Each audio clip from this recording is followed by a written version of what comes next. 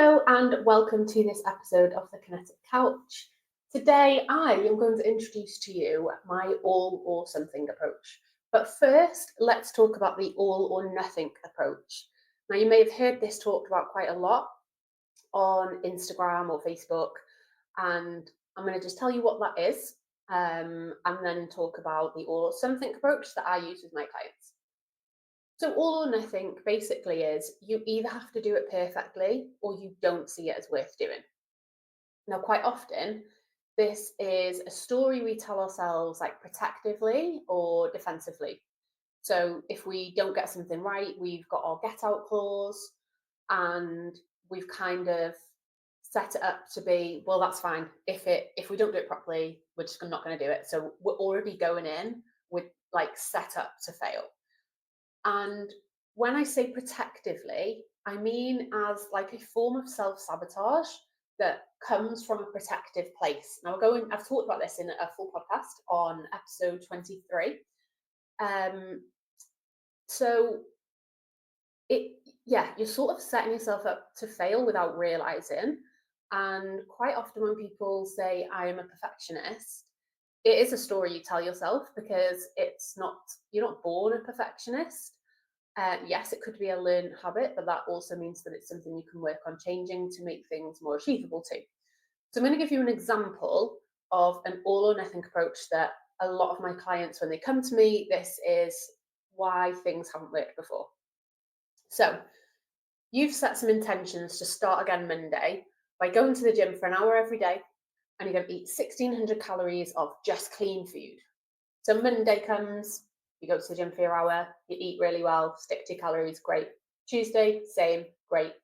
Wednesday, you woke up 10 minutes late, so you didn't go to the gym, but you still ate well.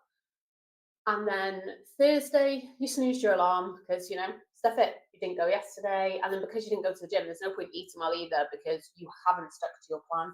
And now it's Thursday, it's basically the weekend, so I'll start on Monday. So now you're in the effort zone. Friday, you go out for drinks and for tea. Give absolutely no Fs about what you eat or drink because YOLO and all that. Saturday, you're really annoyed, so you don't eat anything all day. Then you have a takeaway at night, and you're so hungry that you just eat everything until you just feel a bit sick. Probably drinking as well because at this point, nothing matters. Then on Sunday, you maybe go for a walk with your friends, and then you go to the pub or whatever, and you have a 3-course meal, loads of drinks, full of, it's fine because I'm going to start again tomorrow. I'll be good tomorrow, so I need to have whatever I can today because I'm going to be good tomorrow. So your weekly total of gym sessions is 2. Your weekly days of sticking to the calorie target you set for yourself is 2. And then you've got 5 days of going way over your calories and feeling either guilty or not having any form of mindfulness whatsoever. You're now in a calorie surplus despite how hard you tried Monday, Tuesday. Now you can see when I lay it out like that, how that is not a sustainable or effective approach to either fat loss or just improving your health. So I created an all or something approach for my clients because many of them have been in this Monday to Wednesday or Thursday cycle, and then it goes downhill and then you start again Monday. And it affects how you talk to yourself and how you view yourself. So I like to teach my clients to say, okay, rather than I can't do an hour in the gym today, so I'm not going to go, you're going to say, I've only got 40 minutes. What can I do? Now, in those 40 minutes, you could still go to the gym because your hour included your drive time. So if you've still got 40 minutes, you can drive there, get some of your session done, get a different session done, come back, or you can work out at home. So it's all about, rather than I can't fully do that, so I'm going to do nothing, it's going, I can't fully do that, but what can I do? And it makes such a difference. So let's do that. Same example, same intentions. We're going to go to the gym for an hour every day. We're going to eat 1,600 calories of clean food. So Monday comes, awesome. Tuesday, awesome. Wednesday, you woke up 10 minutes late. So you still went to the gym, but rather than do your 15 minutes of cardio to start your session, you just did 5 so that you're warmer, you went a bit more intense with it. Then you got your weights done, but you did a shorter rest period. And then you still ate well because you felt so good that you actually still got that done. Thursday comes and you're tired, so you decided that actually 30 minutes extra in bed is going to be the best thing for you. And rather than go to the gym today, you're going to go for a 30-minute walk. You still started your day with some movement, so you're feeling good and you've eaten well for the rest of the day. Friday, back at the gym because you've taken that rest, you're feeling good. But then your friends invite you out for lunch. So you do go, but you just have one course and then have your tea as planned. Saturday comes, 40 minutes in the gym because it's a Saturday, you've got different responsibilities and preferences on a Saturday. So you did 40 minutes in the gym rather than an hour. You met your friend for lunch and you had cake. And the rest of the day, your food was great. Sunday, you decided to have a rest day from the gym because your muscles were sore. So instead, you went for a big walk with your friends and had an impromptu roast dinner. But you didn't have a starter or a pudding. You just really enjoyed your main, filled it up with loads of the vegetables and all the meats, and obviously potatoes, Yorkshire pudding, nice side of gravy. You felt really good and you had one drink with it. Now, that weekly total brings you with 5 gym sessions, 2 meals and a cake out, and still some really, really good quality of your calories for the rest of the week. So you're probably going to sit at maintenance rather than a deficit, maybe. Now, that's 5 lots of gym instead of two. And you had 2 meals and a cake out and still sat in a better calorie quantity and quality range as opposed to 2 perfect days and then a calorie surplus with loads of less nutritious foods in your diet. So you can see how that works so much better. It gives you the flexibility to enjoy those unplanned moments in life, to talk to yourself nicely, to feel better, and to still enjoy all those foods, but to still also get all the great quality foods that your body needs to stay fueled, to stay energized, to feel good, to move well, all of those things. So I come up with a few analogies as well to further help explain the difference. So, an all or nothing approach would be, well, I can't get an A in this exam, so there's no point me learning anything. Well, no, you can still learn and apply the knowledge that's going to get you a B. And then you could look at why you couldn't understand the knowledge that would have got you an A and see what you can do to improve it. Another analogy, I don't think analogy is the wrong word. Example? Comparison? I don't know. We're gonna go with examples. I'm not sure these are really analogies. I think I got the wrong word. So another whatever this is, I didn't go to the gym, so there's no point eating well or going for a walk or doing anything. Well, no, actually there is, because something is always better than nothing, and you're building up that story of being someone who goes to the gym. Will you build less muscle in that session? Well, yeah, maybe, but you're going to build more than if you don't go at all. Will that 40 minutes in the gym have less impact than a full hour? Physically, maybe, but it's going to put you in a great mindset to make better food choices, have more movement in your day, and have a better focus mentally. And how you talk to yourself is so different when you are being kinder and what's the word I'm looking for? Like, I don't want to say gifting, that's not quite right. When you're giving yourself the time to do something that makes you feel better, look better, focus better, your day is better. So, although you're not doing that full hour that you feel is optimal, you're still creating the habits and lifestyle of being someone who goes to the gym, of being someone who prioritizes their health in the best way they can around commitments, life responsibilities. I mean, we have a lot of those, let's face it. Like, time is precious and it's not realistic for everybody to be in the gym for 40 minutes to an hour every day. Certainly isn't for me. I live and breathe this stuff and I do not have 7 hours of exercise time, well, gym time. We're not including like all exercises there because I do walk and everything. But yeah, I don't have 7 hours of weightlifting in my life every week. It's not a thing. And actually, you need to look at your gym sessions as not just about physical. Like for some people, doing 10 to 20 minutes daily rather than 4 lots of 40 minutes to an hour a week is much more beneficial mentally as well as physically. So it's working out what works for you. but also seeing that the all or something approach, you're always moving forward. Whereas that all or nothing example that I gave earlier, you're going backwards, because although you tried so hard Monday, Tuesday, still trying on Wednesday, the rest of the week has undone the efforts, quote unquote. So you feel like you're trying really hard, but then you're always going either a step backwards or just staying where you are. And then your mental state isn't as good as it could be either. So all or something, you are always taking a step forward, even if it's smaller than what your optimal step might have looked like. So let me give you some tips on how you can make this happen, or some sort of like real life examples of what it looks like in the 6 pillars that I talk about in episode 2.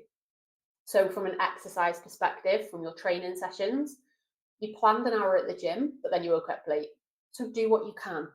If you now don't have time to drive to the gym, do something at home. If you don't have equipment, body weight can still be so effective because you've just used volume. You might decide to do like a plyometric session instead. So you'll have things like squat jumps or burpees, or what are they called, like skater jumps. And so you're working on a different element of your training. Body weight, volume, I mean, if you did squats, lunges, push-ups, and like crunches or planks, and did them in a high volume circuit, you are still going to get a really good benefit from that physically, and you're still creating that habit of somebody who does regular exercise. Nutrition wise, let's say you plan to stay at the 1600 calories every day for the week, but then you unexpectedly went out for tea. Now, on all or nothing, you might even decline that invite for tea because you have created such a restriction that you can't work out how to still enjoy your life whilst sticking to this plan that you've set. Whereas on all or something, you go, okay, yeah, cool, let's go out, but I'll just make a better choice. So pick something that's grilled rather than fried. Don't have 3 courses, have 1 or 2. Have 1 drink rather than 2 or 3. Fill up with your volume foods and make sure you've got some veggies, some salads, things that are going to make you feel good and feel satisfied. Because quite often when we eat out, the foods that come as standard are less nutritious, have less fibre in, probably not as high protein as if you made it at home. Like quite often, if you get, say, like a pasta dish, I would put like a lot of chicken or prawns or whatever if I made it at home. Whereas you're not likely to get as much when you're eating out. So make sure you're filling up on your nutritious stuff, like I say, your salads, your veggies, getting the fibre in, and then that's going to help to keep you fuller as well. So you're going to feel satisfied from what you've eaten out and not need to have a pudding and not need to then snack when you get home as well. Sleep is always a big one. I work with a lot of mums, so you can't always plan like, okay, I'm going to be in bed at this time and I'm going to sleep for this long and then I'm going to wake up at this time. But what you can do is do things like create a sleep routine, like set up your sleep environment, as it seems to be called now. I just call it my bedroom, but whatever. So you could do something like a small sleep routine. It might look something like half an hour before you intend to go to bed, you do the same thing every day. And it's that signal to your body that you're going to bed. So it could just be that you take a glass of water to bed, you like put your lamp on, you know, there's no way you're only just getting in your pajamas half an hour before you go to bed if you're anything like me. But if you're not in your pajamas, then put that in there as well. And do whatever skincare you do. And that's it. But if you make sure you go to bed half an hour after you do that, then that becomes a signal to your brain to start slowing down and preparing for bed. And then you're more likely to have a better quality of sleep. Now, I'm not saying it's a magic pill for sleep at all, but it's something when you can't control your sleep patterns through like children or shift work, whatever it might be. If you can just do something like that, that's going to give your brain that signal of, okay, half an hour, I would like to be asleep, then it can start slowing down. You can try to go to bed at the same time each night. Again, very much appreciate that this is difficult, but if you could keep it to like within half an hour, again, it's just something, you know, if it's different to like 8 o'clock one night, 12 o'clock the next night, that's a massive swing. But if you could keep it to, say, between 9:30 and 10:30 every night, and you do that half hour before routine, which literally takes 5 minutes. I am not one of those influencers that are like, oh yes, I get up at 5 and I just do every bit of skincare, and then I, have a cold water plunge, and then I sprinkle some salt in my eyes while I stare at the sun. Like, that's all that unrealistic stuff that nobody is doing in their daily life when they're trying to get to work and to school and to the gym and all these other things that we need to do. That I am not saying that. Literally 5 minute sleep routine. And if you want to set your day up well, you can do a 5 minute wake routine as well, or 10 minutes of body weight exercise. Like, one thing that I say to my clients is that, can you get up, go and put the kettle on, and alternate so do squats, lunges, push-ups, and crunches or planks, whatever works for you, and circle through them until the kettle's boiled, and then sit and enjoy your brew. And it's so simple that some people see it as irrelevant, but it's telling that story and it's doing something. Because if you're at home with the kids and you can't go out to the gym, or you can't set yourself up for a half-hour workout at home, you can do that whilst the kettle boils. I think I went totally off track then. We were talking about sleep and now we're doing push-ups. But anyway, there we are. Hydration. So if you struggle to get 3 litres of water in a day, it could just be that 3 litres is not your number, but it's a lot of water for some people. What you can do is drink what water you can in the form of, it doesn't have to be plain water, just things that don't include caffeine. And even there is new research saying that caffeine isn't quite as dehydrating as we thought. But what you can do is have, my notes made no sense there. Oh yeah, okay. I got my spelling wrong. When I type things, I kind of type like my letters back to front, because I think I'm typing about 3 words ahead. So that bit didn't make any sense. We're back in the room, it's fine. So make sure you've got plenty of fruits and veggies in your diet that have a high water content. So, I mean, a lot of fruits do anyway, but think like celery, watermelon, cucumber.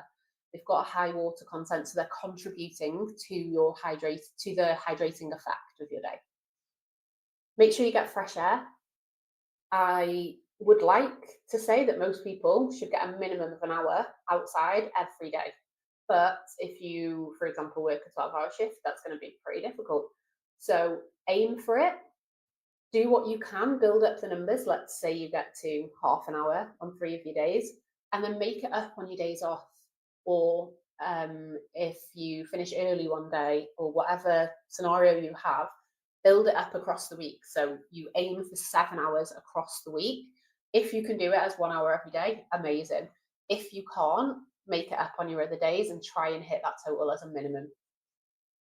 And the mental health is my other pillar. So any form of mindfulness. Now, the gym is therapy. The gym does count as mindfulness, but you also want something that kind of slows you down a little bit. So it's not like full intensity self-care. We want something that could be, it could be something simple, like your walk in fresh air also counts as doing something for your mental health. It's, for me, like sometimes it's just having that peace. I'm not listening to a podcast, I'm not training, I'm not talking to somebody. It's just even 5 minutes a day of just being with your own thoughts. And for some people that might be quite scary, but we don't do that anymore. We don't just be at peace or in peace. Like, we've always got some kind of music on, or we're looking on our phone. Like, if I said to you, you've got 10 minutes to sit and chill on your own, the first thing to do probably would pull your phone out your pocket. So actually not doing that, and even if you set a timer on your phone for 5 minutes and just sit, listen to the birds, or listen to the zero sound if you can't get outside for this, but just do something that is a little tick box for mental health every day. So for the all or nothing, all or something, if you think, oh, an hour of yoga would be great, cool. But if you don't have an hour, just do a 10-minute YouTube yoga at home. YouTube yoga. I use yoga with Cassandra because she has so many different variations, and she even has ones where that you can say that you can't use your hands. Like I have clients who suffer with their shoulders or their wrists and they can't weight there. There's standing yoga, there's chair yoga. She does everything, and you can do 10 to 15 minutes easily. Meditation, again, there's loads of apps that will do guided meditation. Again, you can get 5 to 10 minutes. So yeah, just do what works for you, and that might be going for a walk with friends as well. It doesn't have to be on your own all the time. It just needs to be something that makes you feel better. And then a couple of other top tips that I would say for setting yourself up for success on an all or something approach to improving your health. Have a plan, but then also have a backup plan. So say, okay, I want to do this, but if I can't do that, I'll do this. And that could be even switching. So say you were going to go to the gym on Monday, but one of the kids is ill and you have to stay at home. Okay, so you can't get to the gym, but you can go to the gym tomorrow. So if you were planning to do meal prep tomorrow, can you do the meal prep today instead whilst you've got the kids at home? So look at, okay, if that doesn't happen that day, I can move it there and move that to there. Or I can aim for that later in the week and then I'll use that time to do this. So have a plan of what you want to do, what your ideal would be, but always have a backup plan too. Depending on your commitments, you also might want to front load your week. Now, that basically means planning to get as much done as possible at the beginning of the week so that if things don't go to plan, you've got days left to catch up.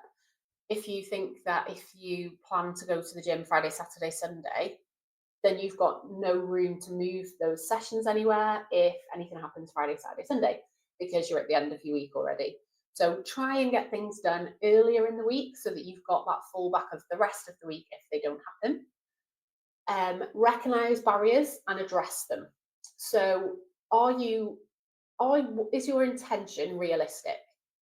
Are you actually somebody who does go to the gym at 6 a.m.? And if not, why are you setting that as your goal? If you're not a morning person, then telling yourself that you're going to go from not being a morning person to being in the gym at 6 a.m. 3 times this week is unlikely. I'm not saying it's not doable. You can change habits without a doubt, but you're better off working to your preferences. So yes, by all means, try and make yourself a morning person by getting up earlier, but don't set that your gym session is going to happen at 6 a.m. if you normally don't get up till 8. But it's unlikely. So work on becoming a morning person.